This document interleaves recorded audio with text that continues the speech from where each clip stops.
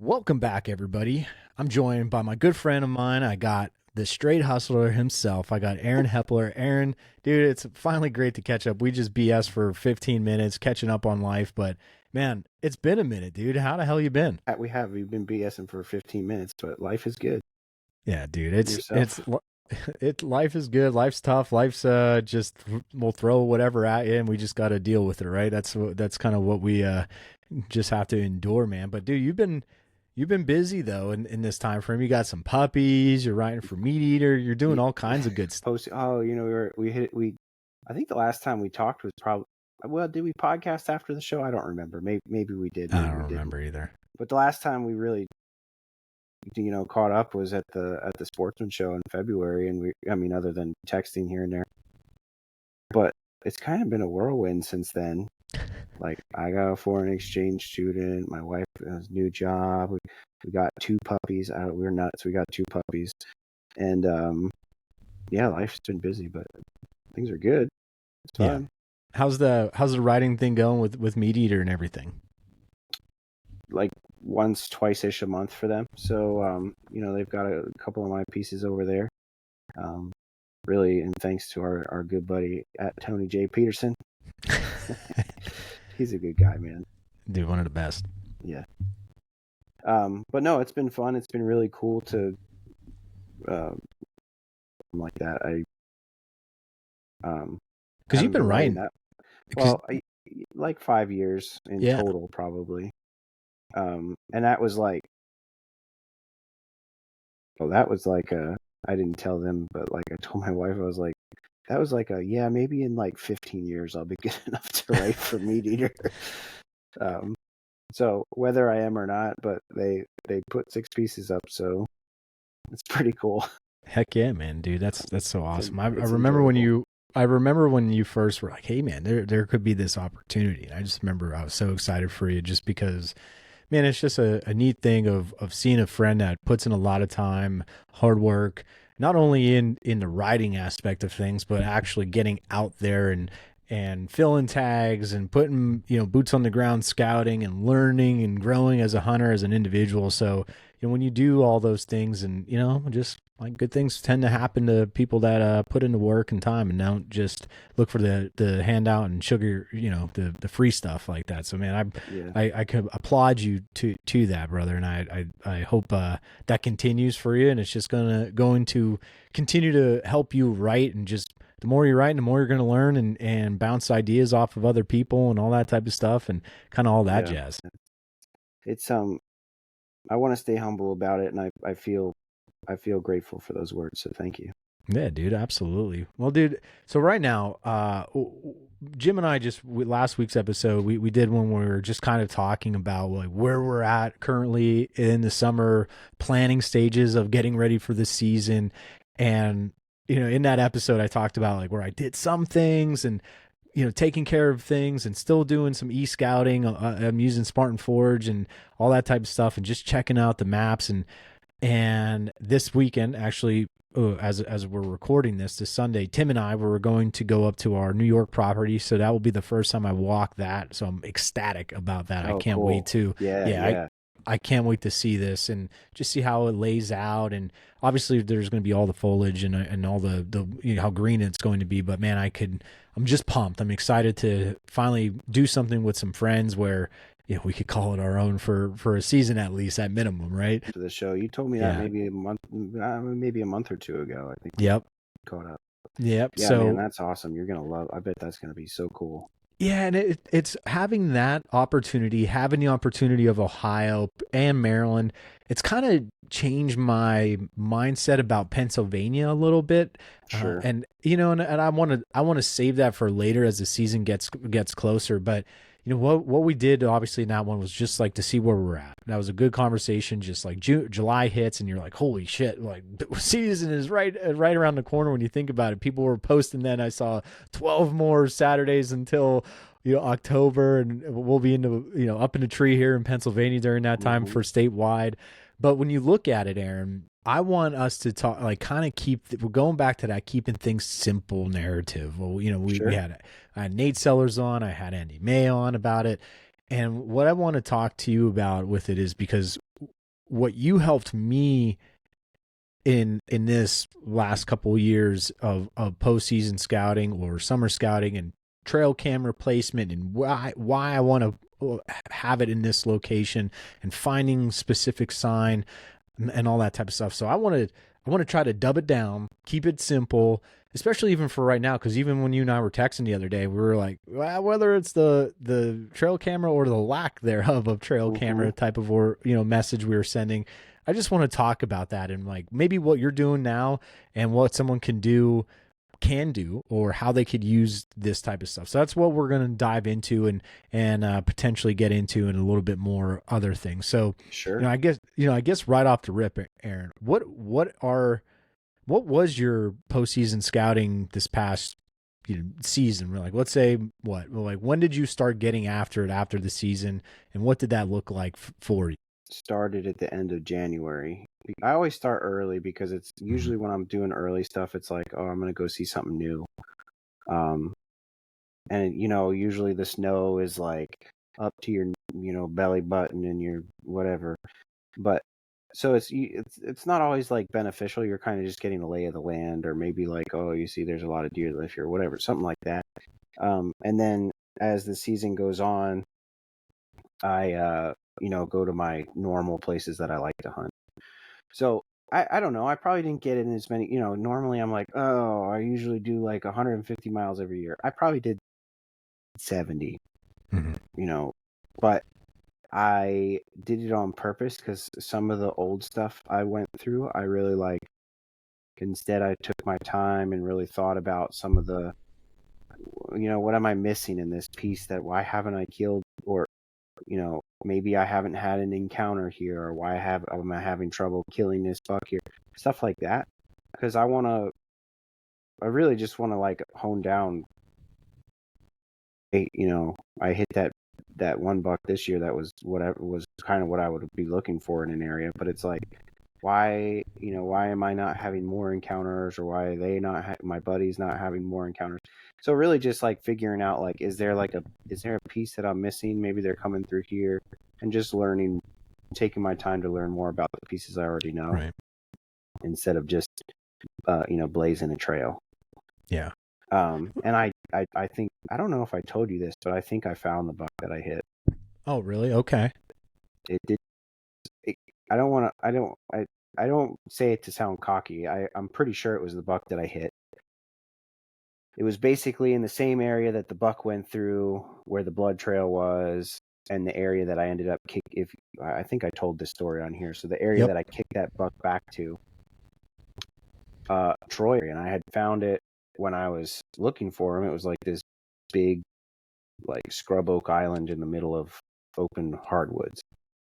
And I said, oh, I got to take you down to this. It looks really great. We got to put some cameras in there. There's trails everywhere through this thing, and some beds, and like a little kind of like bench funnel thing that comes off of it that we can really get in on, whatever. So we went down there, and I remember we came over this little lip, and I saw some hair, and I looked over, and I see this giant carcass, and I'm like, oh no.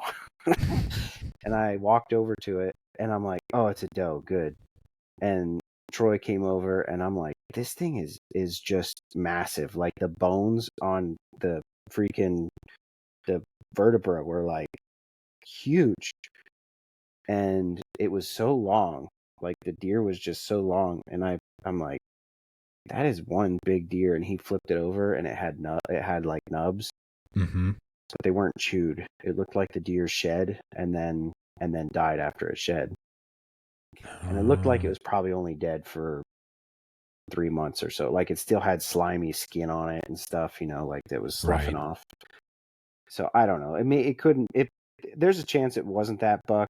At first Troy was like, well, the hooves are so tiny, dude, there's no way. And then we ended up going to his carcass later to see if he could pick he lost his broadhead, and he found his broadhead in the creek where his buck was.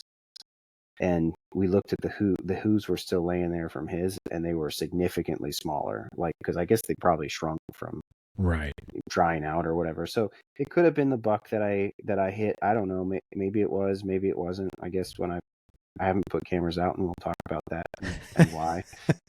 But if I get I get them on camera, I guess that'll be the telltale thing. Yeah. But I liked what you said. I liked what you said though about going back into those areas with almost like a fine comb, and that's been the other aspect that, for sure, I know I was lacking those years prior to, you know, where I was growing up, or even even local places, right? Like I love why I know it's laying down sign or whatever, is it being made at night, those type of things. Like, do I need a camera in here just to kind of verify those certain things and trails? And like really going through and knowing that spot. And now, like, that was going to be a key thing that I wanted to talk to you about, because I know one that you do that postseason scouting and going into those areas to really know them. You know, like Tim does a really good thing with that. Tom does too, but I know Tim really focuses on taking that chunk. You know, I'm going to use this SD card case, right? That's, you know, if you're looking at a map, that's a huge chunk of acres. And then within that circle, right, he wants to know that like the back of his hand. Then he wants to know this one like the back of his hand. So then that way he could really, how could he shrink that big amount of acres? And that's exactly when that postseason scout, whether you were hunted at a small handful of times, one time or not, you're getting in there and really getting a chance to understand that area more, which kind of then allows you to go spend more time elsewhere. The other thing too is like, if you just want to kill any deer, then like you just need to go find where there's dense sign and where it would, you know, find a hard edge or a soft edge where it is very likely that you're going to get a shot at a legal buck or a doe or whatever tag you need to fill or put in your freezer. Whatever it is, like, you can kill deer consistently without together for a big buck or whatever. Like, you can still have fun doing that stuff. But if you've hunted an area for a year and you're like, or a couple years, and you're like, I really want to kill like I've seen this buck on camera for 3 years now, and I really want to kill him, and this is where he's been. Like, you know, that's doable. You just really have to fine tooth comb it and figure out, you know, what time that deer prefers to be in this area of the comb. Right. Well, that's actually a great point, dude. What, you know, cause you've had a buck on camera 2 years in a row or even beyond that. Same here. You know, how are you, if your goal going into a season, so if someone listening has that same story and is really, you know, let's, you know, whether it's public land or even private land that might have some pressure because of other hunters on it or something along those lines. What steps are you taking to hone in on that deer? Well, I guess I shouldn't say dates because it gets cliche. Just really where the deer really prefers. And like, you know, I have these 5 spots, and then, you know, and then at that point, you know, the spots, then you kind of can be like, well, he showed up in this area last year, he showed up in this area this year.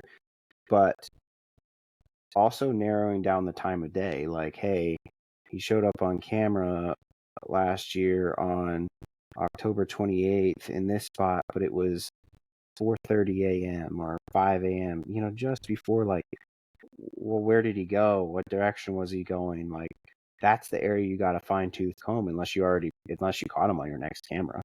Like, if you didn't catch him on your next camera in the daylight, then you got to figure out where he went in the daylight and why. What was he going there for? Was he going back to bed? Did he just happen to be chasing a doe? Is there a scrape that you missed that he likes to hit? Because maybe he'll use it again next year, which was kind of the case this year.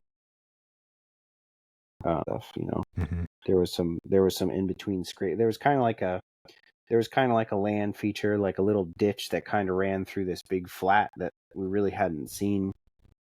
Not that we didn't see it before, but like really just hadn't investigated well enough. And that's what the deer in the area were really using. Right.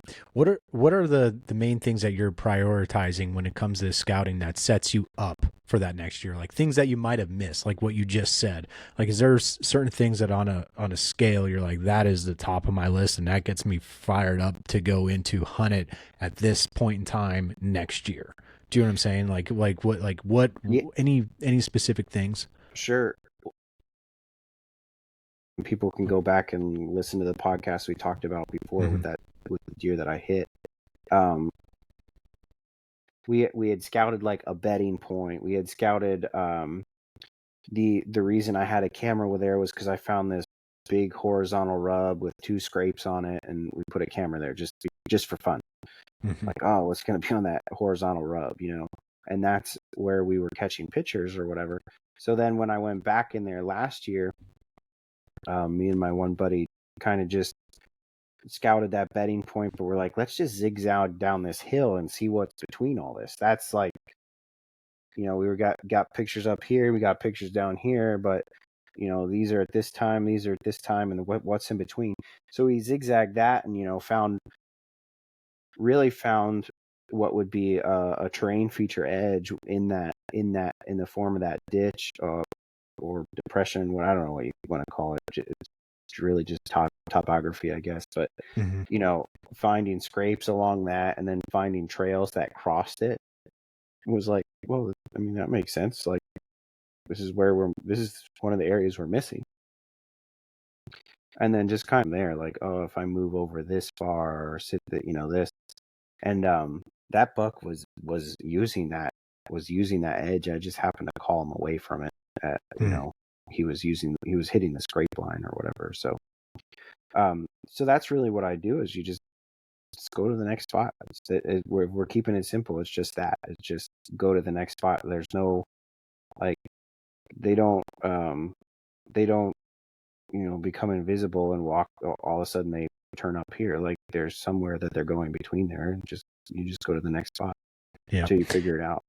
Now, have you noticed that with those big bucks, are they using like a feint trail? Are they using that main trail? What kind of, especially in your pressured areas that you've noticed? They use the doe trails because they're following the does. So, like, they're not being sneaky.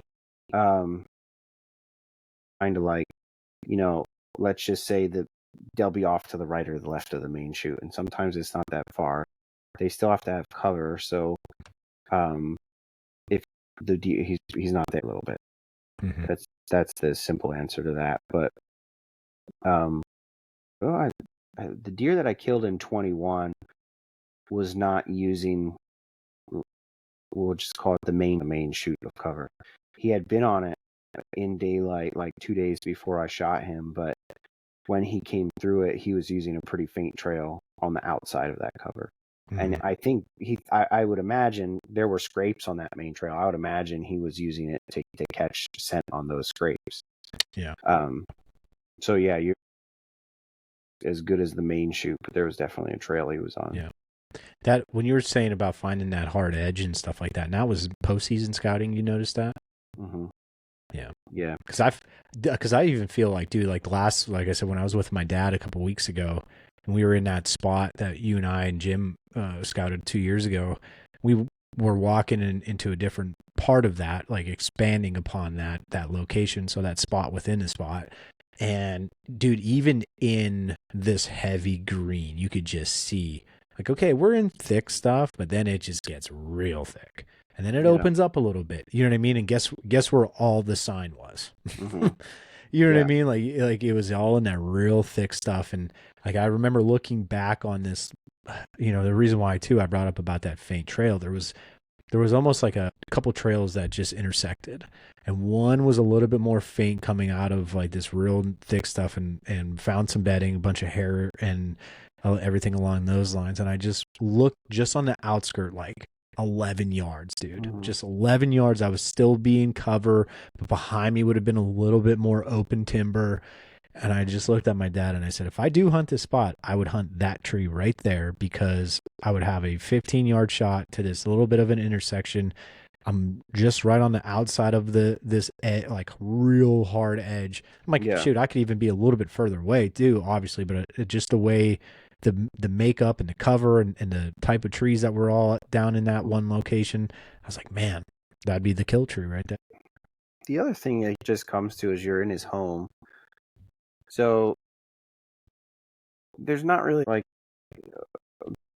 I guess this one's popular for the day. You know what I mean? Like, one week you like this bar and the next week that bar sucks, so you got to go to the next one. And but there is a little bit of luck involved in hunting. Like there just no has to doubt. be, because like the deer still has to walk by you and you can't tell it to. Mm-hmm. So that's the part that's luck. The part that's skill is what you just said. Like, hey, I would have an 11-yard shot to this sign, and I would have whatever that sign is. Oh, like I'm sitting in shot distance of a scrape that I know he's going to hit, or there's some licking branches that he goes by, or the trail, whatever. Mm-hmm. That's where the skill comes in, because if you're not, especially with archery, I mean, if you're rifle hunting, that's maybe you're a skilled rifle hunter who likes to make it challenging for yourself, or maybe you sit a field edge. I don't know. But for bow hunting, especially, like you in hardwoods at a whitetail and kill it. I'm not saying it can't be done. I'm sure Levi Morgan could do it. But if this is especially if you're like a new bow hunter listening to this, or 5 years in, you're probably not going to kill a deer at 50 yards in the hardwood. Mm-hmm. Choose not to. Like, maybe you're probably a really good archer. I don't know. Maybe 30 yards and under, I'm not going to shoot further than 30 yards, because that's what I feel good with for whitetail. If I'm hunting elk, I'll shoot 60 yards. That was my effective range when I was practicing for elk. Yeah. Half a second, the wind could blow the wrong way and your arrow hit a stick that you didn't see, because there's always so much between you and a deer that you don't really see. Your eyes ever 30 yards away, a little twig, you don't see it at 30 You don't yards. pick that up, especially in your peep. You do not pick that up. Exactly. Been there, done that. So up to your integrity or whatever you feel that you are effective at, and I hope everybody's taking the time to really think about that, because it sucks when you lose one because you thought you could do something that you don't have complete control over. Yeah. And that's the important thing of getting in there before, or you think you're setting up over something good, and whether it be in your headlamp or something like that, just because of of finding that kill tree, because you don't know what's going to be sometimes in front of it. And if you do know, guess what, if you scout, you could go in whatever map service you're using. All the apps now allow you to take a picture of something and put it in there, so you could look at that tree, take a picture of it, and refer back to it, right? I mean, it's exactly what I did this past year. I took a picture of the tree that I shot my buck out of, and I said, that's the tree. I had a specific kind of thing to it, a branch to it, and I was like, hey, there it is, and climbed up it, and I killed out of it. I killed 2 deer out of it, actually. But that's the importance of the postseason scouting and marking things and along those lines, just because, like you said, man, I remember of being in a spot a couple years ago and having that location being dynamite. I know it was. And during the rut, I had great action. And I had a deer, and I talked about it on a podcast before, where I drew back. He was in my peep. I had the bubble on him. I was calm, cool, and collected. I released the arrow. Guess where the arrow went? Right into a little twig of a tree. Dead nuts. And I just remember I wanted to throw my bow out of the tree. I remember I wanted to quit bow hunting in general, because it was a tough break, just because at once I felt like things were, I had a perfect shot opportunity, and I just did not see that little twig. I don't know how I did not, but I didn't. And looking back on it, it's just like, dang, if I would have just took my time a little bit in here and picked a better tree instead of trying to hurry up and get in, and that cost me, and I tried to not let that happen again. Talked about, I don't really like to thumbtack trees, with bright eyes or anything, just because I don't think anybody's going to follow me in, but I don't really want to draw attention to it, nor do I really want to leave thumbtacks and trees everywhere. Right. But I've thought about climbing a tree high, because Well, I want tree at least. If you're gonna do anything, if you're not gonna do anything, at least do that, because I don't know how many times you walk into an area and you look around and you're like, oh, there's plenty of trees in here. I'll walk in here and find one, no problem. And then like you put your headlamp on one and you actually didn't look at the trees that were there when you were there. Yeah. Like actually look at them. Mm-hmm. You're like, oh, that one's got a damn squirrel hole in it. And you're like, oh, that one's too big. And oh, that one doesn't have any cover. And well, that one's hollow. It looks like it's going to fall over. And like, then you're in it 30 minutes. Like, when I was here, there were trees everywhere. Mm-hmm. Well, yeah, you're in the woods. Yeah. So yeah, like mark the trees is important. Like, it sounds dumb, but like you won't regret marking a tree when you can just go to it and climb it. Mm-hmm. Yeah. It saves you so much time. Yeah, so much time. So one of the things, like I said, that you helped me with was finding that specific sign and getting a little bit more details. And what that allowed me to do, Aaron, was kind of what you said earlier. You had maybe two cameras, one at the top, one at the bottom, and you guys zigzag through, going in between, and that's where you found that spot within the spot, right? And that's the putting more pieces of the puzzle together. And obviously, to get more information out there, you're using cameras, right? And right now, you even said you don't really have anything out right now. So I guess talk about your ideology right now with why you don't. But what could people do, and what are you going to do to how to use that to come fall, right? Because I would think majority, and if not, that's okay. Like, we know, hey, deer shift now. You're not going to, you could get a buck on camera all summer long in velvet, and come fall, you'd never see him again, right? There's that shift, all that stuff. So let's kind of go past that. Let's keep things simple a little bit. Why haven't you put out any cameras? And when you do, what's your game plan with? Glad we're talking about this. You're right. Really have a whole lot of bucks that shit. There's let's say 2 out of every 10 bucks that I have on camera, I don't see again. Like ones that I'd like recognize, like right.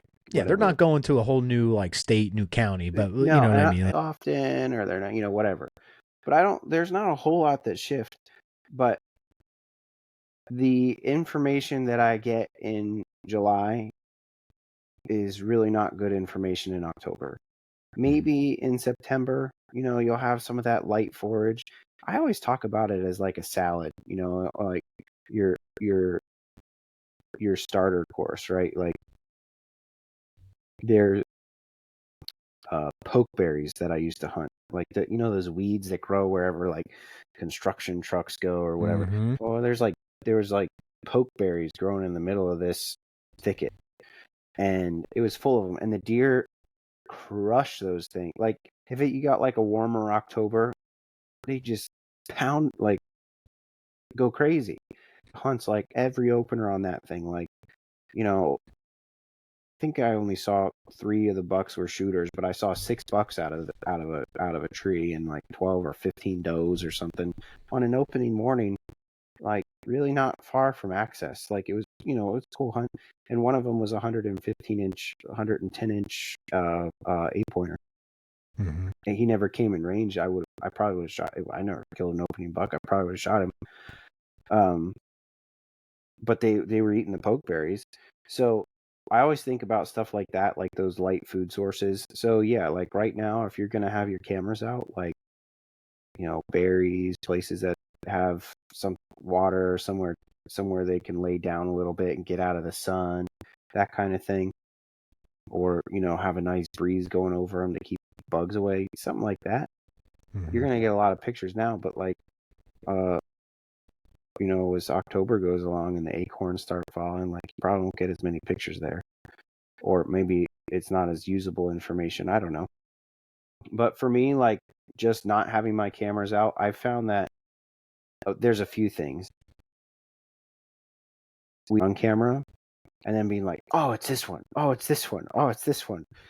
You don't really know until sometime, probably in August, which deer is actually that deer. You know what I mean? Because like, right. When they're like, they all look the same, unless like one's missing an ear or their eye is blind or something like that. Maybe, but you're just going to get a whole lot of, pick really unrecognizable deer to begin with. Unless you know a deer, like I said, unless you know a deer well. Like I got a deer that has like distinct skin markings or whatever. Like I'll know it's that deer, of course. So if I put cameras out for him and I caught him before he grew antlers, I knew it was him. But it doesn't matter to me now. So that's just matter. But the more times you go in there, the more you're giving that buck a reason to not go back there. And if he's not going back there as regularly as he normally does, or feeling as safe as he normally does, maybe he still feels safe there, but just a little bit less than he did before. So I think kind of moving, like, I don't really need to hang him this early. And then there's like I'm probably using alkaline batteries this year because A, I can't ever find lithium batteries. B, I don't want to pay $30 to run 12. one camera. Yeah. If I hung a camera basically at the end of this month, beginning of next month, I can probably make it to November. And if I get back to that camera in September and it's at 50%, I'll just put new batteries in it. And I still spent less money than I did on lithium batteries. Right. I know they're not as good for your camera and they might be cold sensitive and they could explode. So you should really, if you're going to run alkaline batteries, make sure you're cleaning out your battery case and that you're not having leaking batteries all over your stuff, because you want your camera to last, for what it's worth. But I'm probably going to run alkaline batteries this year. Unless there's a camera that I specifically want to run on video mode, I will use lithium batteries for sure in those cameras. And obviously, if you're running cell cameras, like you're just gonna have not a good time if you're running alkaline batteries. Yeah. So any of that reason, so that would just be another simple reason to be like, hey, I'm not hanging them because I'm not spending that much money on batteries. And like I said, you benefit from especially if you're hunting public land, you're benefiting from the less pressure you put on them. Because if you're going to hang your cameras on July 14th, like I'm going to hang my cameras on July 14th, you might go there 14th, they might go there 15th, somebody else goes there the 20th, somebody else goes there the 23rd. Like, you might have somebody in your spot every single day or close to it. And then that's just anything you can take away from that, especially if the people are going around your spot and you haven't caught any. So everybody's going around the area. If there's definitely people in the area. Now hasn't had somebody walking directly through it or whatever that is. So why would I want to go say there's a deer there? If I know there's bucks there, or I know that I'm going to get intel there, or like I'm willing to check that thing in September or one time on my way to a stand and be like, oh, I was wrong, this is a dud. But there's not a lot of pressure there. It's not going to be a dud. I mean, we all know it's way easier to get a big buck on camera than it is to kill one. Right. Right. So dude, agree 100% on that. And that's where my mindset has transitioned from. For me, for the last couple of years, I've been, especially back at home, Northeast PA, I've always known that our side of the mountain, all summer long, we will not see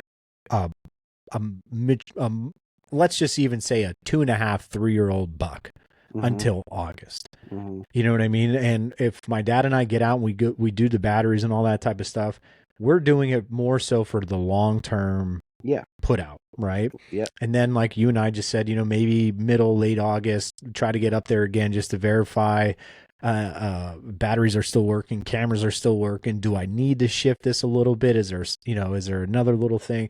That's where that kind of fine comb comes through. But even here, like locally, I've, even though I did not do a lot of postseason scouting, there's a couple of spots that I might go revisit and all that type of stuff.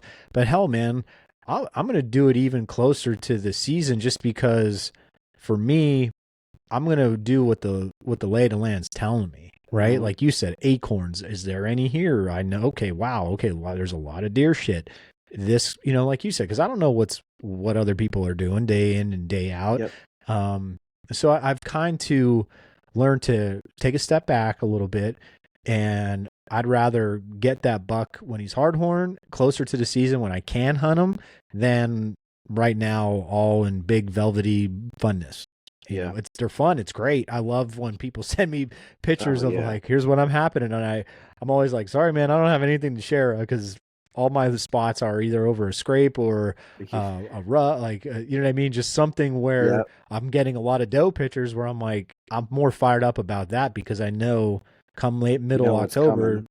I know what's coming. Right. Mhm. And that's been my philosophy. And dude, honest to goodness, man, like you were kind of a big proponent of that shift. You know what I mean? Because yeah, if you know where you want to get pictures of a velvet buck, you know where to do it right now, right? Yeah. Yeah. But and if that's something where you want to do some sort of inventory, that, like you said, a piece of property is going to hold a specific deer or deer in general, like multiple deer in general. And they might just shift a little bit. Hey, when the food starts dropping from the acorns and do this, yeah, they shift this way. Yeah. That's great. Then you know what inventory you have.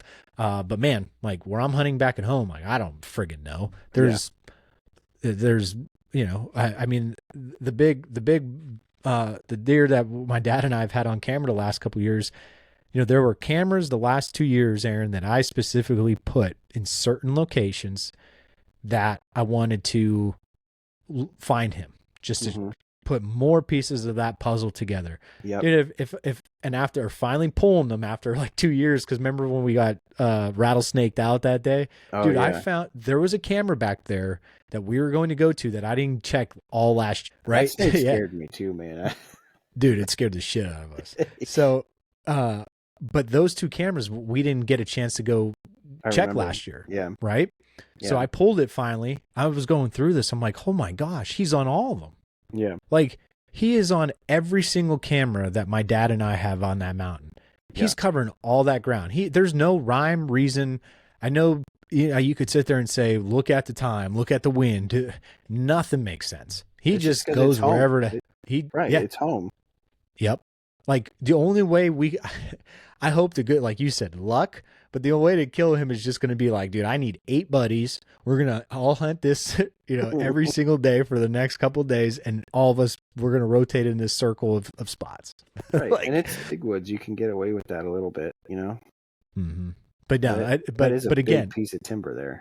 Dude, it's huge. But again, like those cameras were put there for a specific reason, to locate him. And again, it paid off. Dude, it paid off. But what's funny is when I was going through them all, I'm like, okay, there was a little buck here in velvet, like cool. And then as soon as October hits, man, boom, boom, boom, boom. There's like multiple bucks. Like, oh wow, where's he at? I would like to see more of him in the next year or two, or those things. And that's where, again, man, I remember just being like, why am I not getting deer? Why am I can't find anything? And I just settled down and find your reason. He saw a base where you hunt off of how many big deer you get in one, right? Like if you're getting deer there and there's deer willing to go through there at some point when the time is right and it's popping, like he's probably going through there at least once. The thing too is like what season this year, I'm gonna have fun. I'm gonna, I got two doe tag. Well, I'm hoping to get 2 doe tags for the farm that I hunt. Then I kind of relax with my bow, like I will. If I have an evening and I want to go pop in a tree really fast, I'll go archery hunt down there or whatever. But like, I'm just gonna have fun, bow hunting a buck this year. I got some good vacation time at the end of October, beginning of November, and I'm gonna probably, if I get them on camera again, there's like 4 bucks that I really want to see, and I'm gonna find them. So that's the other thing too, is like, well, I didn't start getting pictures of any of them for the last 2 years until September. And I'm probably going to hang cameras at the end of this month or sometime in the middle of the next month. One of my books, so we'll get in and hang cameras together and that kind of thing. But I don't probably once before the season, because there was one buck last 3 put up like 26, 27, 28.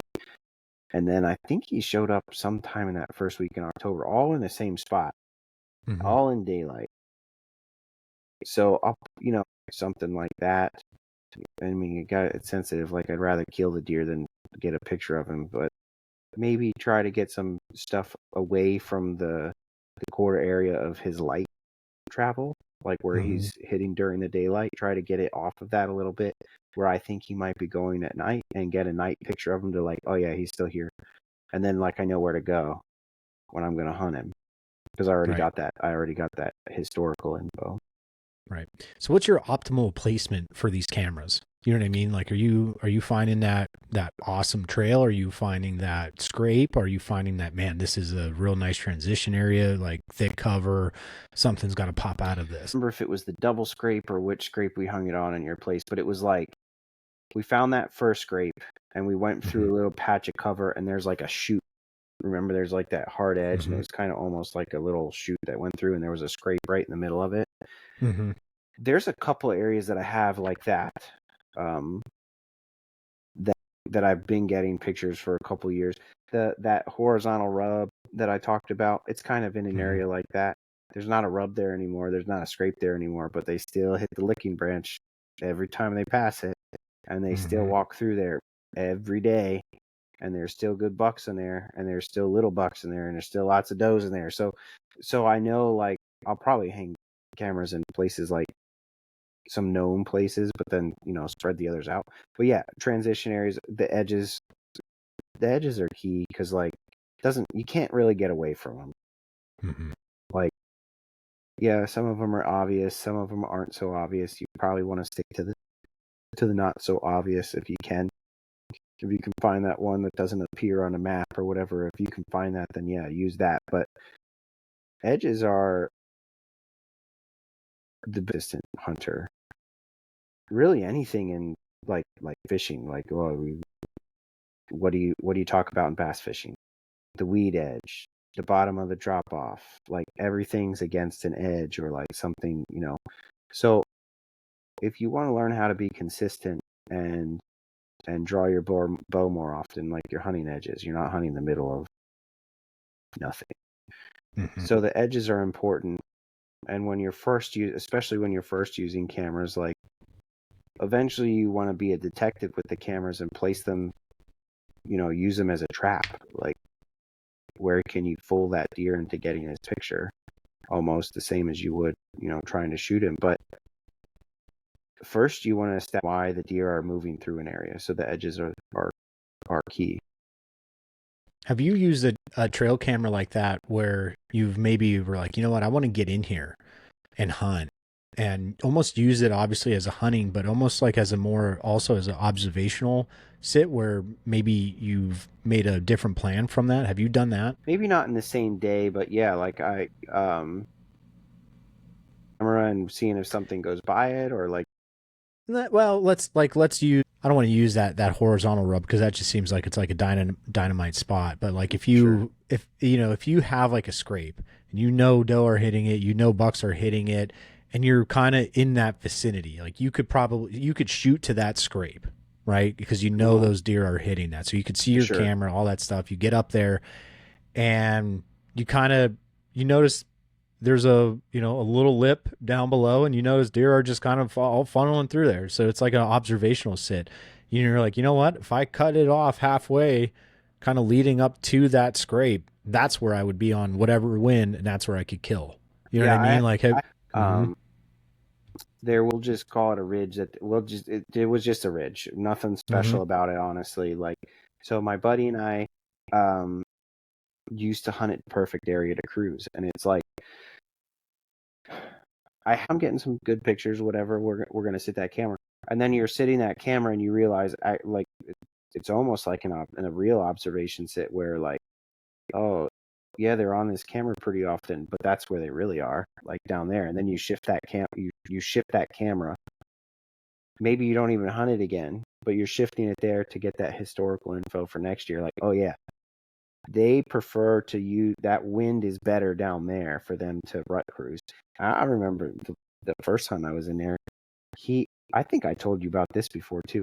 He saw like, I don't know, 6 or 7 bucks, and I think I saw 4 that day, all shooters, all good ones, you know. And I've sent a friend back in there too, pulling his leg, but I believe him. But he said he saw 13 bucks. I do believe him. He's a good, honest man. He's a firefighter, and he shot massive deer, so I believe him. But he did. He saw 13 bucks and a bear. He sat all day in this, you know, I said, sit in this tree. So he sat there and he saw 13 bucks and a bear. And I think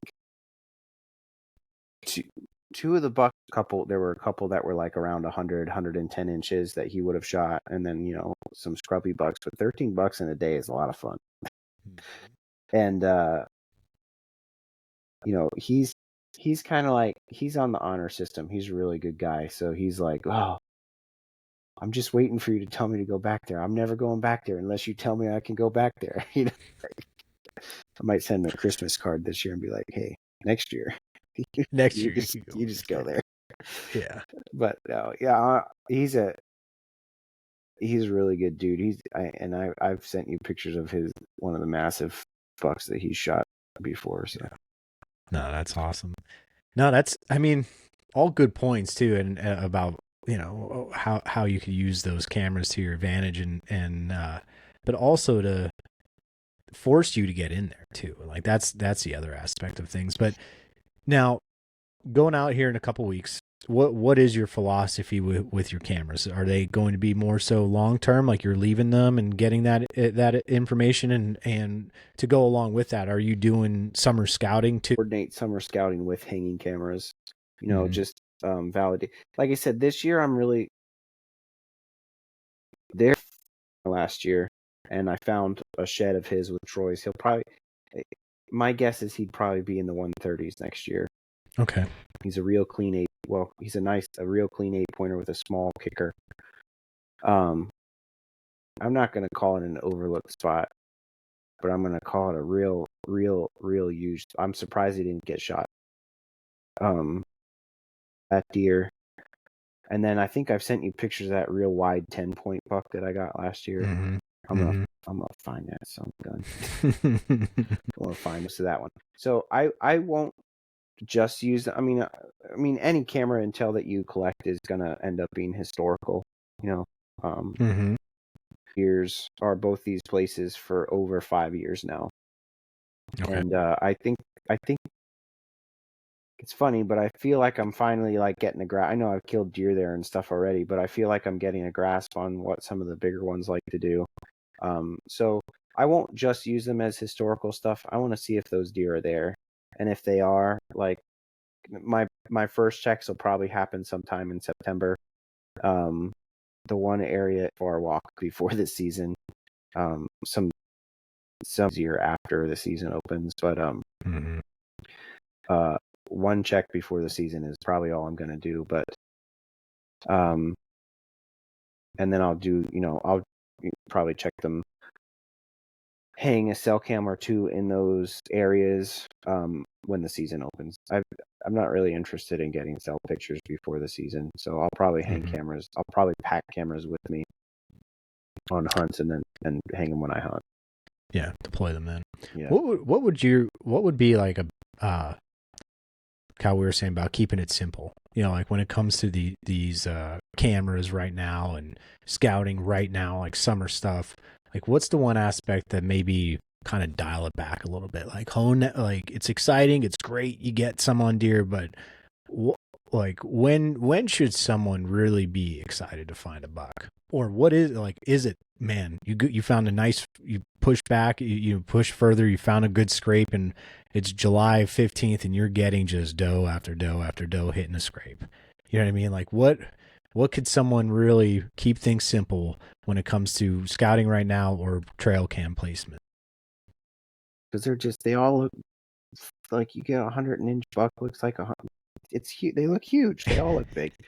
So it's hard not to get excited about that. I think every year I'm like, oh, good prospects.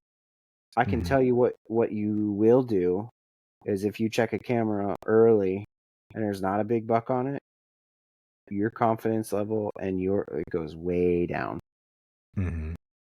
And that's like you got to be careful with that about like being excited to be excited, because you don't really need to get excited until you're going to hunt. Right. So done. That's as simple as it gets. Yeah, I would be excited this year if I happen to put a camera up in the summer and find a deer with special markings, because I know where he gonna be at the end of beginning of October. If I get that buck on camera, but that's a special scenario, right? Like you can say, "Oh, I know that deer because he's got a big body." Well, a lot of deer look like they have big bodies. Now, if you got a deer that's got half an ear, like I said, if he's got one eye or half an ear, or he's piebald, or he's got whatever, missing leg, I don't know, whatever. If you got something special like that and you got him on camera, that you can get excited about, especially if you know where he's going to be when the opener comes. I know some of these bucks that I hope to hunt this year, one I'll probably get early. The rest of them probably won't show up until the middle of October, because that's when they've shown up before, like the last 2 years or whatever, 2-3 years, they don't show up till middle of October. So I'm not really, and I know that it's still part of their core range. It just seems like that's the time that they really like come out to play in that area. You know what I mean? Right. I like it, dude. What about I know I mentioned this to you prior, but when you think back to all your monumental hunts, whether successful or unsuccessful, what's kind of been the biggest impact on those hunts? Whether it's an encounter or something that I've shot is like, just kind of like the reflection on it. Like, what did I do? What did I do wrong? Like, why did that deer wind me? Or you didn't get close enough, or whatever it was, the end time, or taking away, like, you got to stay humble when you hunt, because you can really put a crutch on yourself if you don't stay humble. Like, if you think you know it all, a deer is about to tell you don't. So don't think you know it all, but do take away the good stuff that you learned from a hunt. That like you killed 2 deer out of a stand last year. You did something right. You know what I mean? Like, that didn't happen. Like, yes, there is definitely luck involved in deer hunting, but that didn't happen all by accident. Right. Like, you picked a tree not because you're like, oh, maybe I'll get lucky out of this one. You picked it because you thought it was the right tree. Right. You picked it because you thought it was the right wind. So take away the good stuff that you learned too. Like, don't be like, buddy, and you're excited about showing your pictures or whatever. Like, actually think about the little things you did to make it happen. Yeah. That's well, yeah, dude, that's well said. And I think that really, to go along with that, I love what you're saying is about being humble, is also, I know I've said it already a couple of times, is like that mindset, because I'll reflect back to that Maryland hunt last year, where that buck coming in kind of just, obviously he saw me, right? Like, he saw me right away after he got out of underneath that canopy. But in that heat of the moment, I remember how mad at myself I was. And like, the more I thought about it and had friends calm me down and just like spin it more positive, right? And then once I started thinking about it more positively and asking myself, why did that deer do that? What was I doing in that heat of the moment that I could improve upon that, right? And it was like, you know what? In all reality, second guessing, could I have changed locations? Yes. But I sat over a scrape where, looking down over the ridge, there was a hard edge. It was dropping down. There was a trail coming out of it. The wind was playing into my favor. It was blowing right to that deer, right? But with all the canopy and all the leaves and everything along those lines, it probably was getting, a little dicey in there a little bit. But after that rain, that scrape was there, and I was like, man, this could be really dynamite. I really, for how big that scrape was, it wasn't little. I was just, something told me you got to be near this. And then when I was like working my way down a little bit further, and I saw that trail, that hard edge, that thick cover, the way the wind was blowing, I just said, man, something's going to come out of that patch. Mm-hmm. And by the time he steps out, an arrow will be through him. And something just told me to start scanning and panning. And when I did, it was too late. Like there, Yep. it was just, he came in silent. Like I wouldn't say I did anything wrong, because in the heat of the moment, I was like, damn it. Like, why? I mean, I didn't have a chance. Like my bow hand was just getting on my bow to start doing a weak side shot. By that point in time, he took one more step. He was underneath that, already out past the tree branches and canopy, and just like looked straight up at me and was like, whoa, see ya, turned and boogied out of there. Yeah. Again, because he would have been a really beautiful buck, I was upset. And then again, talking to friends, like, dude, you found hot sign in a state you've never been in a location you've never been in. That is a win. I mean, I remember sitting there, and the first thought of my mind was like, is this what my season's going to be like? Like, what? Why the hell would I ever, you know what I mean? Like in that heat of the moment, look what ended up happening. I've had one of I had the best season that I've ever had. Sure.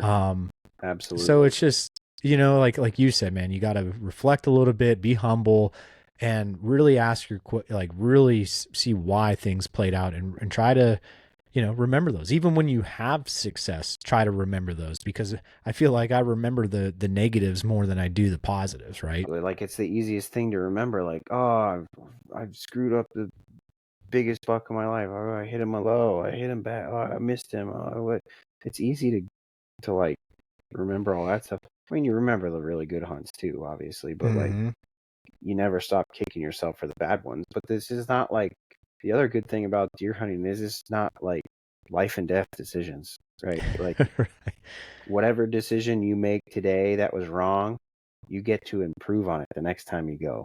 It's like an automatic forgiveness. Like, okay, so you didn't hit that big buck. Well, either he's going to walk there again one day, or some other buck is going to. So figure it out. Like, how do you do it? And I think the other thing too that gets you down. Well, you and I have had lots of conversations about when we get burnout, and I know you and I have a good relationship where we call each other up and be like, dude, I'm in a bad place right now. And I think one thing that I'm realizing too is like, you hear those cliches, day at work, any day in the woods is better than a bad day at work, or whatever, good day at work. It is. You want to waste your time. Like, right. I didn't go to the woods to not kill a deer. I'm not saying everybody doesn't do that, but everybody goes. If you're going deer hunting, your hope is to come out with one, right? Right. And what do you like? Your kill rate is probably like 2%. You know what I mean? Like, you've hunted way more days without killing something than, you need to find something else where you can get like a little bit of success to bring your confidence and your mojo up a little bit. Like, I all this stuff or whatever, and I love to bass fish, but I have literally spent one day bass fishing, and it was hard, but it was fun because I've spent like 10 days fishing for bluegills, and there are a lot of bluegills in my freezer. You know what I mean? Like, and I didn't waste my time. Like, I had something that like took my mind to a light place, and it was easy, and you're just pulling bluegills out like crazy. Or, I'm training a little bird dog. Like, we're having fun, like going on little puppy walks, and I took him out, working on pigeons, and, drill this and drill that. And you're getting like immediate satisfaction from that stuff that can also pour into your confidence. And when things are hard, like when you're hunting a big deer and he's giving you, he bust you in a tree. Right. You know? Yeah, no doubt, man. I like it, dude. Well, Aaron, I appreciate your time and keeping things simple with the lack thereof of trail camera. And if you are wanting to put some out right now of, think about that hard edge. Think about those scrapes. Think about the season and not so much always like right now, right? You're finding that Yep. you could find crazy sign right now, but is that sign going to last and come fall? And so just have fun, man, and Absolutely. think about those things and process it that way, because slowly but surely, or more so immediately, fast, who knows, you might be paying dividends with that when it comes to the season time, dude. But all right, man, dude, where could people catch your riding and check you out on Instagram or anywhere else, brother? Hepler. You can find me on Instagram. I'm on Facebook too. There's a lot of Aaron Heplers on Facebook, so don't look for me there. And right now, a couple things at themeateater.com, and you can find a whole pile of stuff at the Exodus Outdoor Gear Good friends website. over there at Exodus. Yeah, good buddies over there. I think I wrote like 25 or 30 articles for them last year, so there's plenty of stuff for you to read over there that I don't need to rinse, lather, and repeat again. You can go read it over there. It's still there. Yeah, we got some cool ones. You have a fun one too on our website over at antlerupoutdoors.com. We did a clear cut article last year. Yep. And I think I wrote we did pictures and stuff for that article. I sent some pictures for that one. We did pictures on that one, and we go back and listen to that episode too. We have that in there. We really broke down the clear cut thing. So you want a good way to kill a deer, a clear cut is a good one. Yeah, I like it, dude. Appreciate it. Thanks again, everybody, for tuning in. Check out Aaron, and we'll see you next week, everybody. Antler Up.